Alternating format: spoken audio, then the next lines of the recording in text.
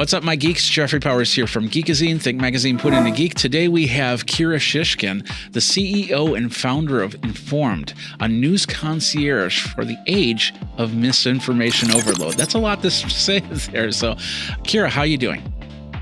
Hey, Jeffrey, thank you so much for having me. It's a pleasure to be welcomed on your show. So you have a great little website here. It's called informed.now, correct? Yeah, we've got a funky kind of extension of our domain, and we like to play around with a subdomain, and it's get.informed.now. And we love our website. Awesome. So tell people, anybody that's never been there, what is informed.now, how it works, and what they should expect from that. Absolutely. We combine technology and talent, very much AI, but also human in the loop, to rebuild trust in the news industry, which has been decimated by the industry itself over the last decade or so. So much of the trust that readers used to put into the news outlets and the publishers has been eroded by their eyeballs being sold to advertisers, clickbait and sensationalism entering every part of a news article, and now more than ever, AI allowing for synthetic writing generation at high volume, low cost. It's created a lot of noise, and it's killed a lot of trust, so much so that most people these days don't even read the news anymore. Yeah, I know. I don't read the news too much anymore. Reality is, if I watch video on kittens, the next thing I know, I'm going to get 20 news articles about kittens. And that's what really frustrates me the most, to find news. And then, of course, it's just a whole bunch of clickbait. So I'm assuming that's what Informed is doing here, correct? Yeah, we're rebuilding that trust layer because the incentives of the industry are so different and so opposed to the incentives of the reader, to what the reader actually wants. The reader of news wants to get caught up on what's going on in the world, what's going on in her environment, and move on with her day. They've got other things to do. They don't read news all day. But the news industry and the publishers within it and the kind of players within it want sort of the opposite. They want to keep you there for as long as possible. They want to hijack your attention. They want to show you advertisements. They want to show you different sponsored content. And they just want to keep you in that echo chamber of their information ecosystem for as long as humanly possible. And those incentives are just not aligned. So we've built the news concierge service that is Informed to very much, put the reader first. We don't show advertisements. We don't allow sponsorships. If anything, that's the biggest innovation, is just putting the reader back to its first place that the reader should have always held. I've kind of seen other programs similar to this. My first question is, what's the model then? How does the website sustain itself? It's worth calling out that we're not really a website. The website is our front door, but the way we operate our entire operation is through SMS. So we are your news concierge by text. So you can imagine it as a friend who texts you news, but someone who you can also trust has done their research. So every morning of every weekday, we're only live during the week, you get a text that has the most significant and world-changing and life-changing news across the entire the world, not just the United States. And it takes you about 30 seconds to read it. And you get this executive news briefing that keeps you informed without being influenced. If I wanted to read it on a desktop, I would have to have some sort of SMS mirror, for instance, my iPhone to my MacBook or something like that, to actually read it. Yeah, and I feel like if you have an Apple device, then the messages will sync to your desktop as well. But I would say we aren't like a source that you would spend a lot of time reading and you would be scrolling through pages. We're so brief in our delivery, and that's part very much of our ethos, that it would take you 30 seconds to read it on a phone. By the time you plug it into your computer or get the messages on your computer, you've already finished reading it. Okay. Our power is in our concision and in the precise language that we use in our editorial to really minimize the words and maximize the insight. So I'm assuming that you said that there's the website, and I'm assuming on the website I can make changes. So if I don't want to hear about US politics, I could pull that out of there. If I want to learn about kittens 24/7, I can pull that into there and then get a text message every day about kittens, correct? We should run a kittens exclusive subscription, but Yeah. currently the way we filter the news is based on significance. And one of the things that we've heard resoundingly from our users is that instead of creating your own echo chamber, right, customizing exactly the things that you want to hear, we really provide a filter for significance. And that is based on the utilitarian model of how many people are affected to what degree. And so there is a level of customization that you can exert based on the type of subscription you're in, but you cannot customize, and that's intentional. You cannot customize exactly the topics that you're being brought in. That's more of the work of these big aggregators, Apple News, Google News, but they're a whole animal of their own. Whenever I see an aggregator, it's like if I see a news article, sometimes I'll see 2 or 3 versions of that news article, either in a row or very close to each other. And I'm assuming with this, it's not going to happen like that. You're just going to get one bit of information about whatever and then move on, and you won't see that again in your SMS, correct? Yeah, I would say we're very much news for people who have no time. Right? Okay. No free time. They have no time to read. They have no time to kind of follow different topics. They definitely don't have time for the celebrity gossip and the sports updates. That's entertainment. Okay. And so, in our editorial, that is again part machine, part human, we really focus on if you were to read 30 seconds of news today, what should make that 30-second cut? And we focus that on what is the most life-changing events around the world and in the United States, because we are live in US and Canada. Okay. And we do this so with an opinion. We specifically target folks who want to know what's going on in their world, in their environment. And they subscribe to an editorial focus that we have. And they get their news by text in the most concise version possible. We're talking with Kira Shishkin from Informed. And it brings me to that second question that I had, and that is, so what is your revenue model? Do people pay to get this service? Is there some sort of sponsorship behind it? How does that work? That is very much the case. To align our incentives fully with the reader, we only accept revenue from our reader. Right, is once you start taking money from an advertiser, from a sponsor, from a foundation, from a partner, from a platform, you start, inevitably leaning your incentives towards serving them. And we only want to serve the reader. So there's a subscription price. And a lot of folks say it's not much for the value that we provide, but it's $9 a month. And it is a month contract. We do not do annual commitments. It's very easy to cancel. You just actually text back to your news contributor and just say cancel or stop. And everything stops from there pretty automatically. Let's talk for a minute about data collection. If I'm going to a service, I want to be absolutely sure that my phone number is not going to get put onto some sort of list and sold out to somebody else. So what's your policy? I love that you asked this question, because it's actually one of our core elements of our ethos. Is part of why we didn't want to build the app, didn't want to make this a web-based experience. Nobody wants another app on their phone. Nobody wants to be cookie tracked and click tracked throughout the web. We wanted to give people the ultimate sense of privacy, and we made a design choice that was aligned with that philosophy. So the reason we run our service through SMS is that with the SMS technology, which is Dinosaur, you actually are not even able, even if we wanted to, we're not able to collect any sort of information about your profile, your activity, meaning you can be anonymous, and meaning we can't even tell, and we're okay with that, if you opened our messages, right? We don't even have open rates enabled through the SMS technology that exists in the US today. So it's highly technologically minimalist, and we are not able to track any sort of activity. We don't really want to know your real name if you don't want to share it with us. And you can remain completely anonymous.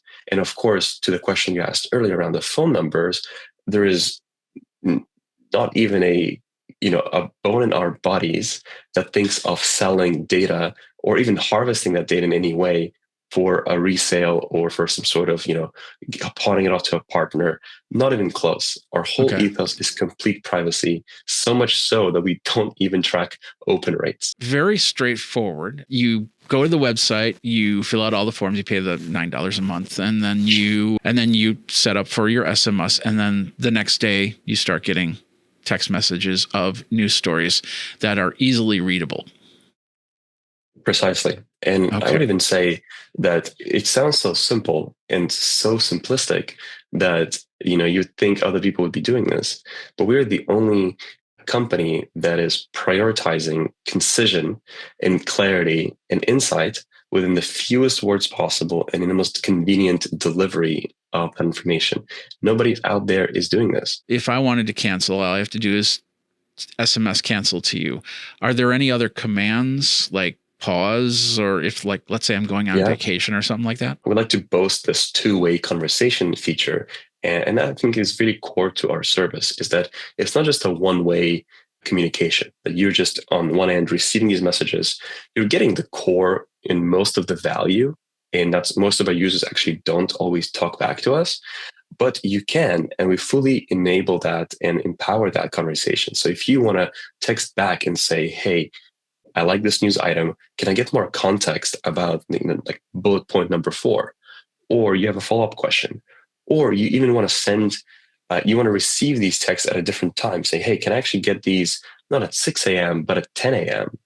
Right? You can have that full mix of both the support conversation of like managing your account and tweaking things, as well as the actual content conversation with a research team directly of, hey, I want to learn more about this news item. Can you give me more context? Can you give me a follow-up? We kind of like to think of it as you're just texting your friend who happens to be an entire research team worth of knowledge and a friendly voice on the other side. You did say research team, and we did talk about automation a little bit. What percentage of automation would you say these text messages are? I think that's a really important question, and it divides into two sides, right? The actual news briefing itself is, I would say, maybe 3 parts AI and 3 parts technology broadly, and 1 part human. And then when you're actually texting back and having a conversation, it's always 100% human, because we don't want to put you through a bot conversation. I feel like people are not yearning for that experience. We wouldn't like that experience. So whenever you're texting back and you're having a conversation, it's always human. When it comes to the news research, we like to think we use the right parts technology, the right parts human, right? We go through a really large amount of volume of news content every day, tens of thousands of articles an hour, as we sieve through and understand what is happening around the world. We're scraping, we're monitoring, we're digesting that information. But then towards the end, as the model goes through the scraping, the collection, the summarization, and as it gets to the weighing stages and it decides what is most important, at the last part, there is the human in the loop component, where our human team is doing a sort of quality control, right? And makes sure that the output of the model that is continuously refined is also something that we can stand behind and put our full reputational weight behind every single text and every single character before anything gets sent. So the right parts are technology, the grunt work, and the right parts of judgment are also having this human supervision as a core part of it to ensure responsibility. So you could actually have a conversation with somebody about one of the news articles and try and either enhance it more for next time or get more information or anything like that. Exactly. You always have access to the research team, and we want to make that accessible. So in case you want to have a conversation with like a knowledgeable friend who has done all the research on the subject, you can ask, our side questions, follow-ups, additional context. One thing we don't do, and that's a very core part of kind of how we operate, is we don't provide perspective. We are pure researchers. We are not journalists, and we are not creative writers. That's the rest of the industry. And so with us, you come for the facts, you come for the context, you come for what is commonly agreed upon fact base on any given issue. But you don't come for the value judgment of this is a good thing, this is a bad thing. That kind of commentary you can get everywhere else. Where do you get your sources from, and do you share those sources upon request? We actually share them even by default. So every single summary, which comes in a highly, highly concise form of, basically a couple of sentences on any given bullet point, a news topic, right? At the end, there's always a source, which takes you directly, most of the time, to a primary source, meaning it doesn't take you to another article where some commentator is going to tell you what to think or how to think about the issue. It takes you directly to the primary source of the issue, whether that is a government announcement, a company announcement, a report from the Federal Reserve, or a report from the central bank in Europe, from the United Nations. It takes you directly to what we call the horse's mouth. And that obviously varies quite a bit, but we're proud to say that more than 2/3 on any day of our sources are primary sources. And we have direct plugs into BLS, into the Bureau of Labor Statistics, into the Federal Reserve, into central banks of every country, and into government and company announcements that wind up being the primary sources of most news in the first place. Now, sometimes there isn't a primary source, in which case we go through exhaustively every article on the topic and pick our number one favorite one that has the least bias and the most insight, reporting level insight that is valuable to our reader. And it's always not paywalled, and it's always free for you to use. Sometimes when it's a Supreme Court case, we send you directly to a Supreme Court case ruling or dissent. So instead of getting that content regurgitated to you by some other journalist, you actually go straight to the horse's mouth. Is anything ever paywalled? Like, for instance, you must get some research information that you have to have a subscription to access. That's one of the more, financial values of using Informed, is that in a way, we unlock all the paywalls for you, in a sense of, we used to do this analysis of like, how much money in paywalls are we saving to our users? And it's something like $2,500 a month. Right? So an unspeakable amount per year. But we read all this news for you, and we find, and most of the time we're actually quite easily able to find a free, unpaywalled version of the same information that is even more often higher purity, right? Less commentary, less perspective. And most of the time, we're able to get to a free source, an unpaywalled source for the content that we're talking about. On a rare occasion, there is a moment where the very source content is so paywalled and so behind walls that we aren't able to access it and give it up for access for free. We would, find a partnership way to open that research on a one-time basis, saving our users the annual commitment or annual subscription to that source. But that is such an outlier case that most of the work that we do is finding the free access, finding the unpaywalled access. And when you subscribe to Informed, we like to say it's the last paid subscription you'll ever need when it comes to news. Well, let's hope so for that. So informed.now is the website that you can sign up and go from there. You said it's $9 a month. Are there any specials going on right now? Well, for any listeners at Geekazine, we're doing a special promotion that is one of our biggest discounts we've ever offered. And it takes you down almost 50%, which is as much as we could go down. And so for any Geekazine listeners, it would be $5 a month. For a year, for a month, or for? Perpetual. Perpetual. Oh, okay. All right. Well, there you go. That is something we're running only for the next couple of weeks. So as soon as you hear this, I would recommend jumping on. How do people get to that then? It's very easy. Like, you can go through the website. That is a perfectly reasonable flow, and just mention, hey, I'm here from Geekazine. Or you can actually text the word Geekazine to our toll-free number, which is another perfectly valid way of entering the flow. We run what we like to say is the biggest toll-free news number in the United States. It's 844-406-INFO, which is the same as 844-406-4636. If you text Geekazine to that number, you will be part of the promotion. It's a toll-free number. So you texting to us is always free. Kind of reminds me of the vibes of Steve Wozniak when he started Dial-A-Joke and things like that. So this is a very different way to think about how this all works. And that's really great. So Kira, thank you very much for being on the show. Jeffrey, thank you so much for having me. It's been a pleasure and always happy to chat about this.